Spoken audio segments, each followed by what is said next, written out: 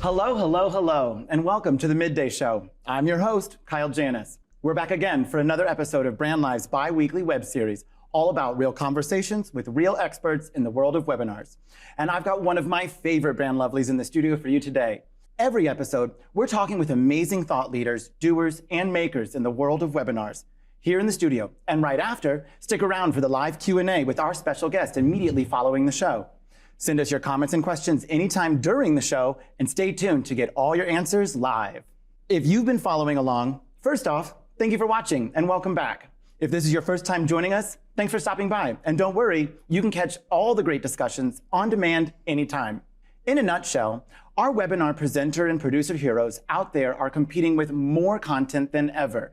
Add to that, our audiences are more demanding than ever, with highly produced, highly engaging content on every screen. They know what makes for good viewing, and they won't settle for less.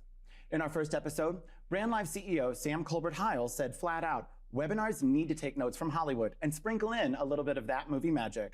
Then last time, we had Brandlive project manager Ben Gershon share the step-by-step Brandlive method he uses to produce shows that succeed for clients all around the globe. This week, we're diving into probably the most important component to webinar design, development, and delivery, the platform itself. On the back end, it's where our producer heroes are preparing and presenting their message and material. And on the front end, it's how our audiences interact and engage with our content. Without further ado, join me in welcoming Brandlive product manager, Malin Frazel, to the Midday Show.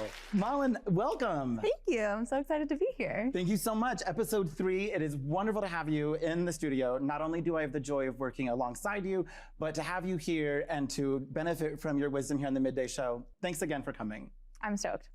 So, Malin, as a Brandlive product manager, before this role, you were much more in the grit of webinar production as a project manager, right? Yes, for about a year and a half. Okay, so what's the coolest event you produced that you can share with us?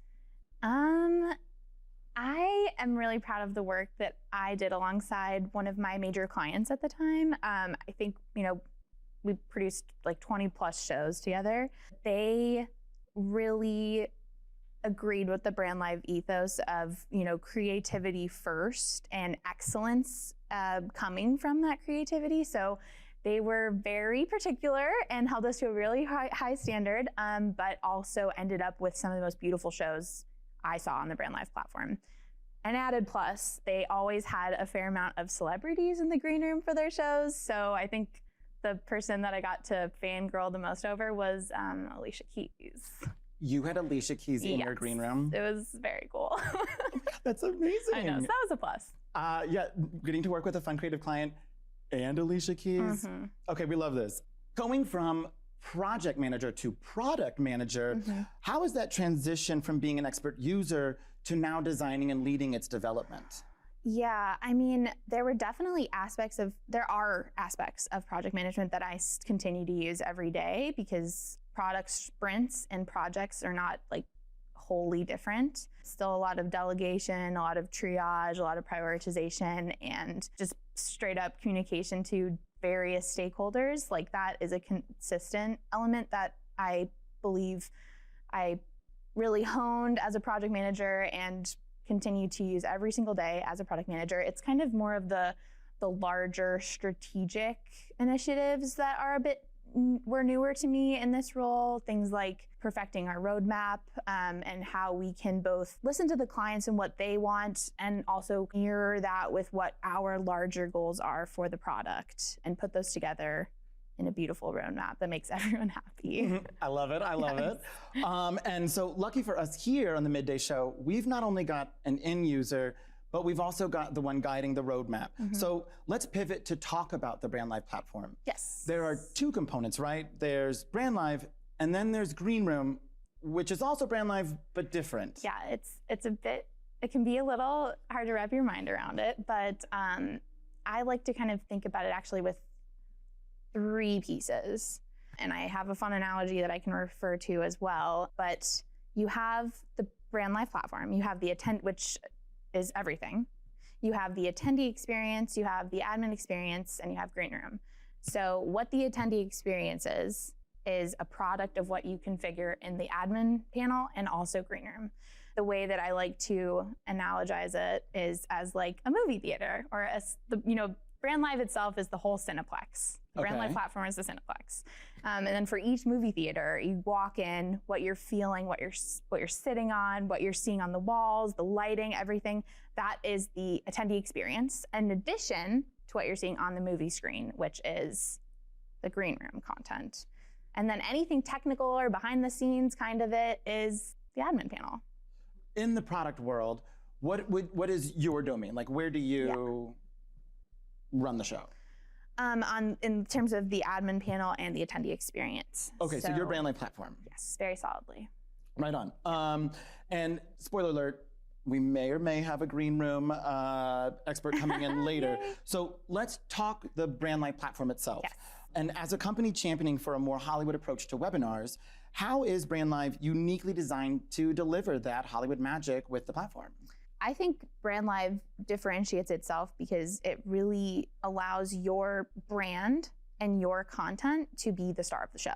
So I've seen on some older fashioned webinar sites that it's, the video is there, but so are a million tiny little boxes that you have to move out of the way, and, frankly, not that aesthetically pleasing to look at or interact with. Brandlive really locks that all down with our templates and our layouts, but each of those includes the video player itself and any engagement supplemental material that you would like in a very strict position that encourages the viewer to regard that as the #1 priority on the screen. So you're not distracted by tons of little boxes. Your content is front and center. You can't miss it. It scrolls with you if you have a scrolling experience. And if you have a nested experience, it stays exactly where it needs to be, which is the center of the screen. So it's content first, it's video first. The platform is designed to push that as the main thing, as opposed to a sea of distraction. It is your message at the front of the theater. Yes. Okay. Yeah. The video content too being so important to the Brandlive experience, what you're going to be creating and streaming out is also something that you create in Brandlive, in Green Room. At Brandlive, you kind of get the best of both worlds. You get incredible video content and a platform that elevates and supports it. I love that. It's almost like we're filming a commercial. No, and I love it. And I really love being the leader of the Brandlive platform. There's a lot of passion that you bring, and I think that's really cool, being the one running its development. So it's very cool. We've had a few times now that a webinar has to feel like a full production. We had Ben on our last episode who, much like a former role of yours, is running those productions and making sure those shows really have that Brandlive pop. Could you speak to a bit of how the platform is designed to help them deliver that Hollywood impact? Yes, totally. On the platform side of things, we have a suite of templates, both designed by the Brandlive team in our in-house creative studio, as well as we have a feature that empowers our clients to design their own and save their own templates. And those can range from really simplistic to extraordinarily creative. But really the goal of templates is high level of reproducibility. So we want you to spend your time on your webinar template, really drill down into what it is that you want, and then we want you to hit one button and be able to have one every week. And you're not going to be, exerting a ton of effort trying to, build a website from scratch every time you want to go live and have a webinar. So that aspect is really appealing to marketers, to brand managers, especially because there's a high level of branding that we allow and encourage through templates, theming.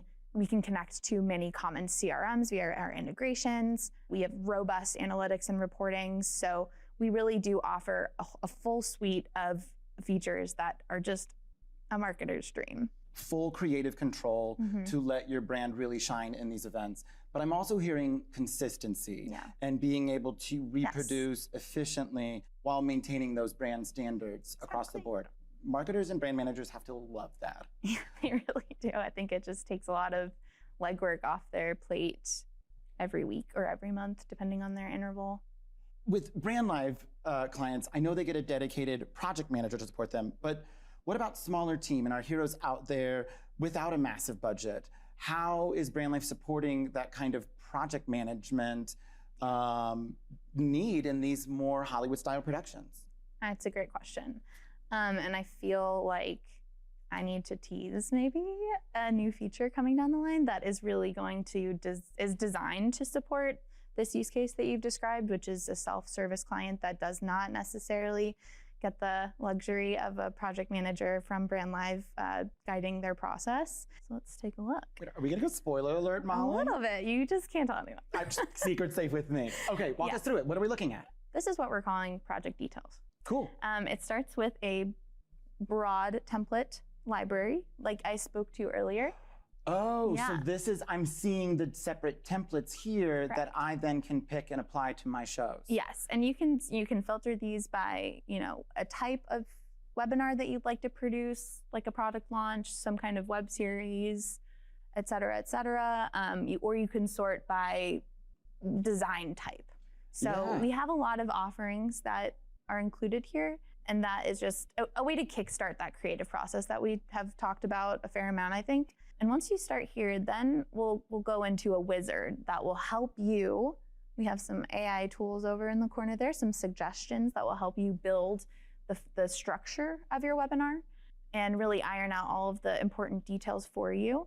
So looking at this, creating a project, this is me. I've picked the template that aligns with my webinar that I'm hosting. Yeah. And now I'm creating that project with that webinar. And so here we're looking at, I've got my title, I've got it scheduled, the themes are locked in. What are we looking at in terms of the categories and tagging? How are those kind of supporting me as the webinar producer?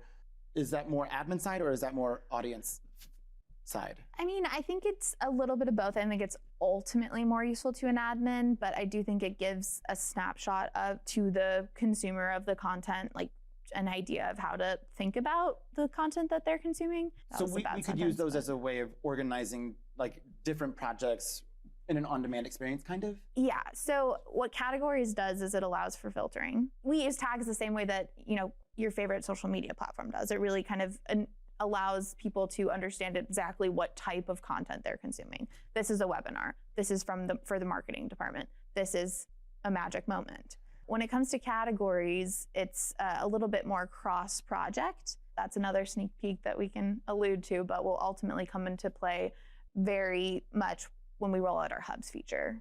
Neat. Mm-hmm. Okay, so this definitely we're getting into an enterprise narrative. Correct. Where your whole organization is leveraging Brandlive, but different teams for different purposes and at different frequencies. You got it. Okay, cool. All right, what else do you got on the sneak peek show? Yeah, so this, again, like I said, is the Create What Wizard. So an important part of the creation process. But then this is really where it shines. This is what project details will look like. At least this is the overview screen. I'm not going to go too deep into it because this is just a teaser, but this is really going to be your snapshot of your project from a high level. A lot of this was done previously inside the project editor, and we're really being selective about what we pull out and add to this screen instead, with the ultimate goal being to simplify your project planning process, right? Because if you look at the side nav here, we've got a calendar, we've got tasks, we've got creative boards, we've got run of show, we've got scripts, we've got everything you could possibly need when you're planning a webinar. What happened when I was a project manager, I would have my creative boards in Canva or Figma, and I'd have my to-do list in Google Docs, and my run of show in Excel, and my script, whoever knows, on Post-its, you know what I mean? Like, keeping things spread out is never gonna lead to the kind of efficiency that we want to promote in our clients when it comes to highly reproducible webinars that are creative and do the job. We wanna really supplement and enable every user to be able to do it the way that we think webinars should be planned. So, and another fun fact is that at a certain point, all of this stuff will then feed into the other parts of the platform. So you input your run of show into project details, and it's going to populate your green room show board. You put your scripts into project details, it's going to show up in your green room on the side tab as a teleprompter. Like, this is very much a step towards like an incredible amount of cohesion. This is amazing. And I really am getting that sense of project management. And I definitely feel you when this piece is over here and this piece is over here, and you have to somehow organize all of it and all the people required to run the dang thing. Exactly. I love that it's all in one space. I love how you're talking about making one edit on the scripts and it's already in my green room. That I can see from an overview sense, how long is my show expected to be? How are the shots lined up? When is my release date? I'm seeing quick information on audience and registrations, all on one simple and I'm gonna say well-designed interface. This is really exciting. Yeah, we're stoked about it. I love that it's very evident. You know, Brandlive always talking about bringing that Hollywood magic to webinars, not only in the sprinkle and the shine and the sparkle, but this coming from an operational mindset. Yeah, totally. I don't know. I'm just really excited about this. So, definitely. Malin, thanks for the preview. This is something really exciting, and is still, it sounds like, in production. Yes. We will eagerly await its arrival as you continue to elevate the webinars of the world. Okay, so this is super exciting. Malin, thank you so much for joining us in the studio. Thank you for walking us through the Brandlive platform, the world of product management, and kind of how that roadmap progresses, and some fun highlights coming up that we can eagerly anticipate in the future. Malin, this has been an amazing chat, and really appreciate you coming to the Midday Show and sharing this with us. Before I let you go, though, we like to ask our guests to take the hot seat, rapid fire, 5 questions. Are you down? I'm so down. Okay. Question number 1, Malin. So last week we had DJ Ben Gersh in the studio, but I hear you're quite the audiophile yourself. Do tell, what is the hit soundtrack of the summer that we all should be listening to? I have to say Brat by Charlie XCX. Oh, all right, we got our lime green. Maybe a little basic, but true. I love it. No, I mean, it's a banger. Everyone's listening to that this summer. Yeah, on repeat. We love. I also hear that you are quite the reality TV aficionado. So the definitive answer, what Bravo franchise reigns above all others? I have to say Vanderpump Rules. I mean, not a viewer myself, but they somehow found the worst people in the world that were all friends already and working at one of the Real Housewives of Beverly Hills restaurant. What could go wrong? It's honestly like a lightning strike of luck that they had. It's been 11 years of perfection. It's been 11 years running? Yes. It's like, they're probably way too old to be doing this anymore, but we digress. They're doing something right, so kudos to them. Yeah. Who knows? Maybe we'll have 11 seasons of the Midday Show. I love it. Okay, next question. You're also a proud dog mom. And less a question, but can you just brag on your pup for 30 seconds? Who? This guy? Oh my. How did that get in there? I love your slideshow. This is great. This is Sal. He is a 6-year-old Schnittbull, which is a Schnauzer mixed with a pit bull. Oh, neat. We adopted him from Texas, and he is the goodest boy. He loves to be on the couch. Sure. Specifically, an indoor couch. We actually bought patio furniture so he would hang out with us outside, and he hates it. So he really is selective about his couch. He's amazing. I love him so much. I love it. And he comes in occasionally. This is so cute. Yeah. Thank you, Sal, for joining us in the Midday Show. I probably should have put a picture of him on the couch, but I love be a little more honest. Okay, so where is this shot? This is a gorgeous photo, by the way. We were doing a road trip from Oregon to Chicago earlier this summer. And we drove, because we were taking him, we drove. So this is an action shot of him on a pee break. I love it, on the open road. All right, 2 more questions to go in the hot seat. Malin, what is the title of the webinar series that you'll produce that would have audiences binging all the way through? The Real Housewives of Brandlive. Drama and chaos. Nonsense. We're just nothing but professionals here. And we all would need taglines too. And we could hold a telly. That's niche, but it's funny. I feel like it's already halfway through production. I can't wait to see They can call me and I can have your people call my people. That's great. I love it. Sign me up. Last question. And this is a question we ask every guest. If you could rebrand webinars, because we all hate the word, what would be the new name that we're calling them? I weirdly am going to defend webinar. Sure. I don't think it's that bad. I mean, I feel like I hear it 1,000 times a day, so it's kind of stopped feeling like a word. But also, like, I don't know. I love the concept of a Socratic seminar. Benefited from them a lot in school, and I think it's an answer to that in the modern era. So I'm gonna stand by webinar. All right, we have in defense of webinars. You heard it here, folks. All right, Malin, that's a wrap. You're done with the hot seat. Thank you so much, and thank you for joining us on the Midday Show. Now, for all of you out there, stay tuned. Right after this, Malin and I will be in the green room answering your questions live. So stick around, and thanks again for watching.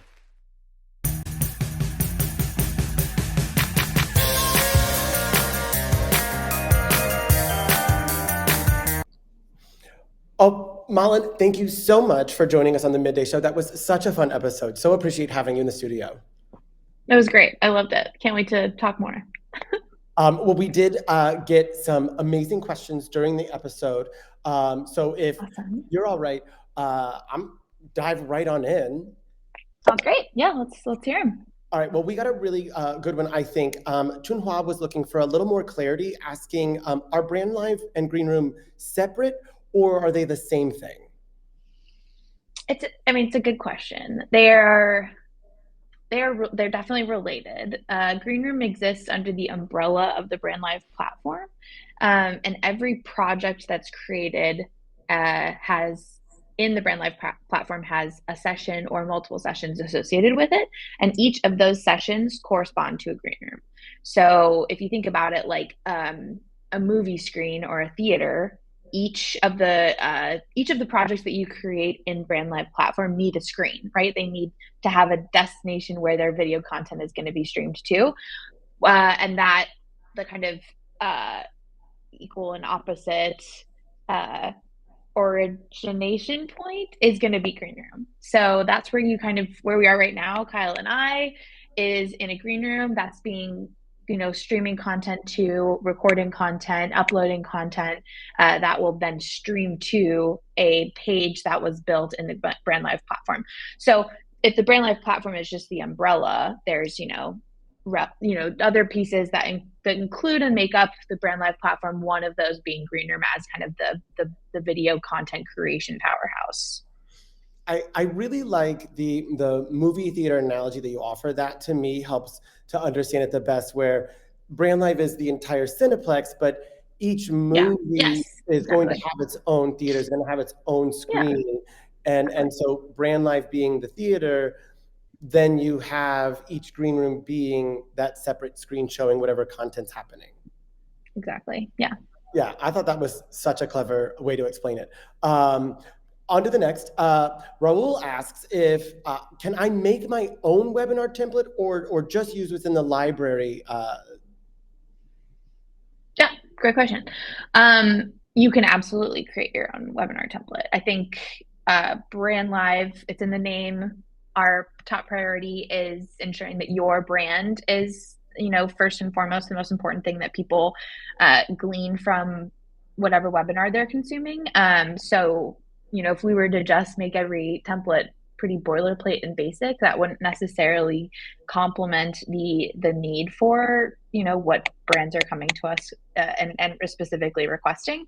So definitely you can. It's very simple. And then if you create your own template, it goes right into the template library as well. So you have a plethora of options to choose from, both ones designed by Brandlive and our in-house creative team, as well as ones that have been, very much specifically tailored to your brand. And just, also to plug our creative services, you can also contract with us and with that department to build a very customized and highly branded template for your webinars to be used as many times as you need or want, or for whatever purpose you need. And I just think it's always good to mention them because they're so familiar with the platform. They really know how to make it shine. So while that is 100% like possible in your own hands, you can also work with us to do so. Yeah, I love the idea of, like, I imagine an organization that has, they've got a channel for an internal program, they've got an external regular series, but being able to build my own templates and then just plug that back in when it's the next episode in whatever, direction I'm headed given the moment. But in addition to the array of templates that Brandlive's presenting in the existing library, I think it's just efficiency. Again, I think we noted that in our conversation, but just speeding up that creative process so that you can get down to the message. Yeah, exactly. All right. Artem asks, what is the difference between a theme and a template? Also a good question.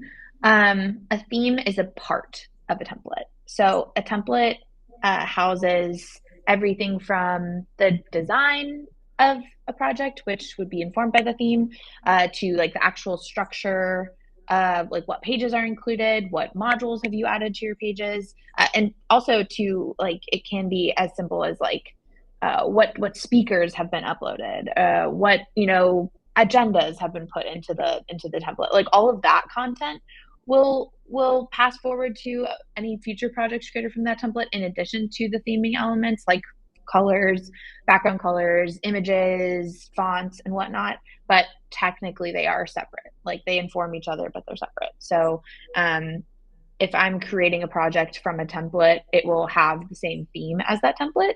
That doesn't mean if I suddenly change my mind and want to go a different direction design-wise, I can't change that theme.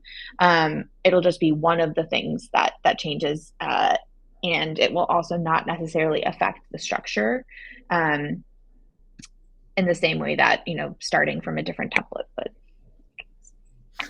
Totally get it. Again, we're just nesting. We got layers. We got lots of different layers. Like onions or ogres.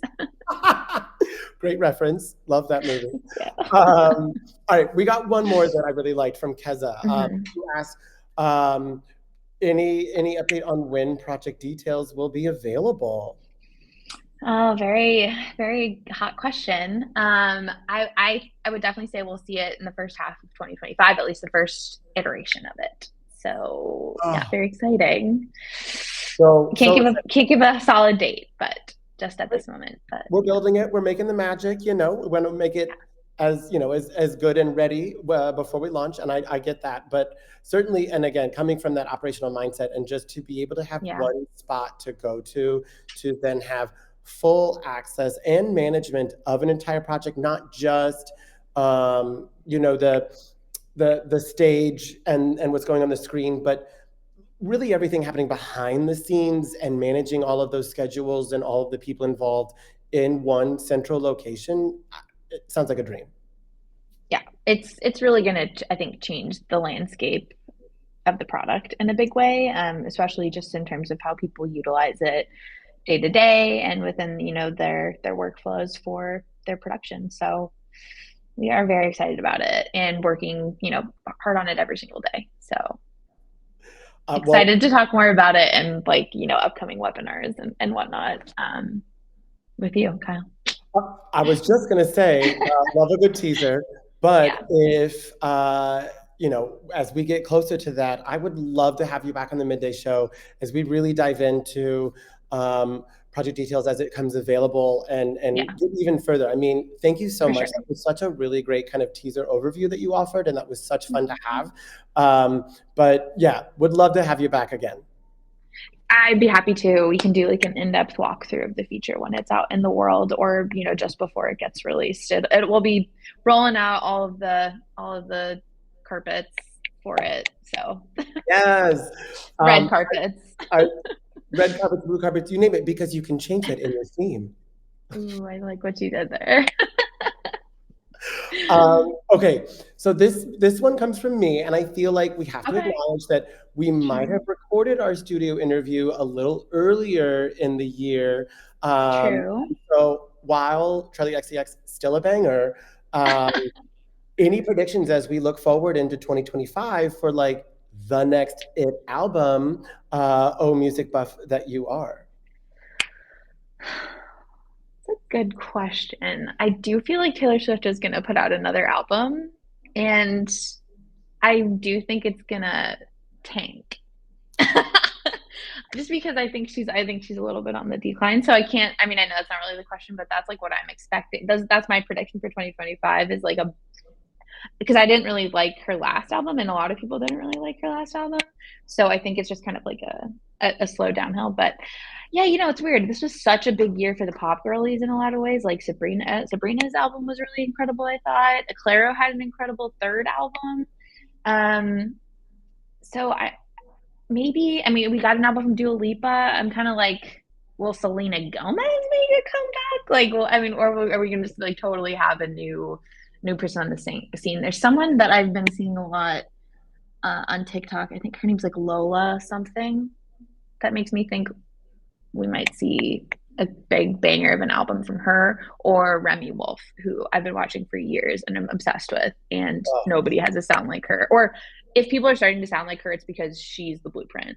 Yeah. So leading that new direction. Yeah. Well, certainly to all the Swifties out there, all the love for Taylor, but you heard it could not happen. It could not happen. I don't know. I could be wrong, but I don't think I'm gonna be. I also feel like if she's happily in a relationship, she can't write when she's happy.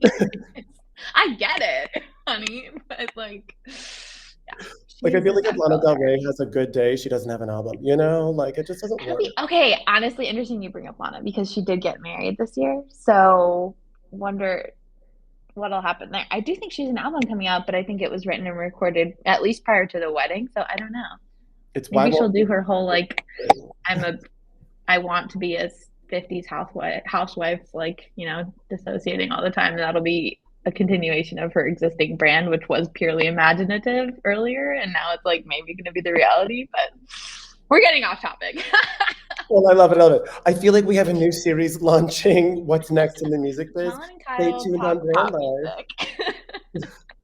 But for now, Malin, this has been amazing. Such a fun episode, and thank you again for joining for the live Q&A, and thank you all for watching.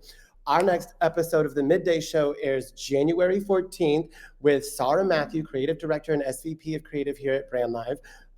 Malin, that's a wrap for us. Thank you, and have a beautiful day. Bye, Kyle.